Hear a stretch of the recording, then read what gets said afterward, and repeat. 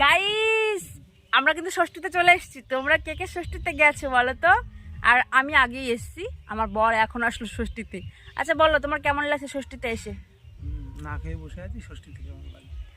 আমার মা আমার মা কালকে বলে এসছে, মানে ষষ্ঠীর নিমন্ত্রণ অনেকদিন আগে করে এসেছিল, তো বলে এসছিল তো কালকে আসতে, কালকে আসেনি। ও একটু আগে আসলো, এই মাত্র আসলো। তো লোকে সকাল থেকে কেন খাবার দেবো আমি? আমার মা সকালবেলা কী কী মেনু করেছে জানো? আমার মা লুচি করেছে, সুজি করেছে। আর দুপুরবেলা কী মেনু আছে জানো? আমাদের বাড়িতে দুপুরবেলাকার মেনু আছে 3 রকমের ভাজা, তারপরে পাবদা মাছ দিয়ে সর্ষে একটু ঝোল ঝোল করেছে, মাখা মাখা, সব মিসকেটে সাজিয়ে রাখা মোটেই না।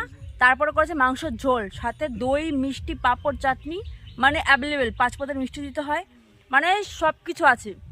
হেভি জমিয়ে যাবে, যে তোমার সামনে যখন দেবো তোমাদের সাথে শেয়ার করবো, কিন্তু সেই ভিডিওটা দেখতে হবে। সেই ভিডিওটা করেছে, আমার জন্য করেনি। মোটেই না, মিস করে রাখিনি, সব ফ্রিজে রেখে দিয়েছে। তোমরা দেখতে হলে চোখ রাখো। আমার